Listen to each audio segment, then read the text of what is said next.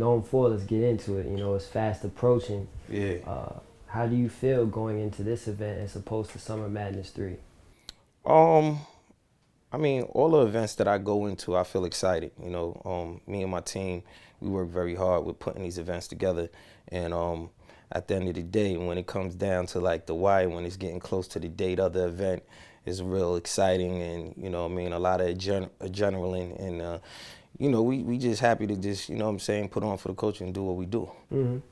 Well, in terms of promotion, I noticed that you haven't put out, like individual pieces, but you put together that really creative, in my opinion, documentary footage. Right. What made you decide to go that route and just give everyone just a broad view of what, the culture is really like from behind the scenes with Smack? Well, basically, we started off basically doing documentary trailers when it comes to the lead up and the build up of our events. In the past, we did it for like the past like Armageddon and the Midwest Massacre. Like we just try to give people an overall breakdown of who actually going up against each other and who's going to be on a card. So I mean, this is no different. I think we took a break for Summer Madness 3. We didn't do a trailer. We tried something new, and we just broke up the people that was actually on a card individually with the promotion of, they battles for Summer Madness 3. But we usually just basically just, put a whole little documentary together just to really just hype people up and just show everybody that's who's on the card. What have you learned, reflecting on Summer Madness 3, everything that happened? What have you learned from that event that can help you make better decisions in terms of promotion or just battle execution or just security or whatever in the future? I mean, Summer Madness 3 was basically something that, I wanted to try something new. And, I got a lot of criticism for it, negative and good. And, I think people is just used to seeing Summer Madness in a certain light with high profile names. When I did Summer Madness 3, it was a little different. Like I explained, I just wanted to just give some of the MCs with lesser profiles an opportunity, and the fans didn't really like gravitate to it. Some was open-minded because at the end of the day, some of the fans get tired of actually seeing the same MCs on the cards back to back to back consecutively, and it just gets boring after a while. So, I tried just to do something different for Summer Madness 3, and, a lot of people didn't like the idea of new MCs with lesser profiles on the card. But, it's trial and error. One thing with this culture, I always try to basically bring new, exciting, energy to this culture just so, we could, the culture could grow. So, it was a learning experience, and, back to high profile names, as well with a mix of new, MCs too as well. I'm a big fan of basically building up new profile, new talent into the culture. Mm-hmm. Well, in terms of security precautions and everything, just to, ensure further business, future business with, bigger companies and sponsors and stuff like that, what type of precautions are you taking towards the future to ensure nothing bad happens?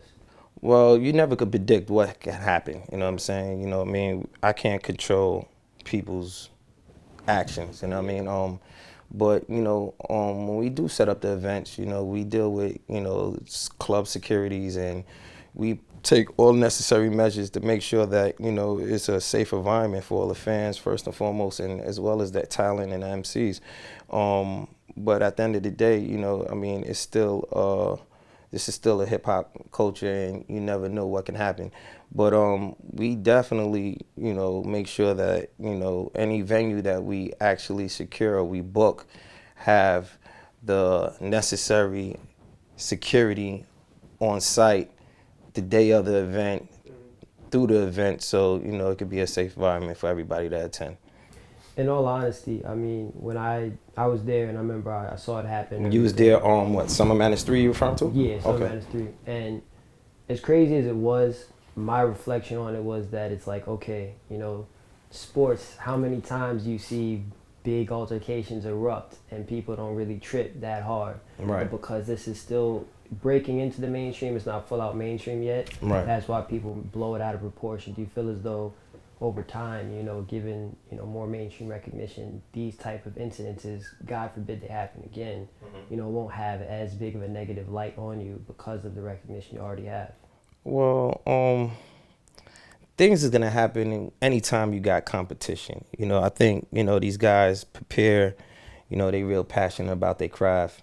And you can never really dictate how one person is gonna feel when they actually are performing the material that they basically put their time and energy to basically perform in front of a crowd. I mean, it's unfortunate. I would hate to have to ever see anything happen that like the incident that happened at Summer Madness, but I mean it happened in all genres of sports. Like look at Ron Artest when what I'm saying he ran in the crowd and what I'm saying the NBA goes through it. Football players they get it on.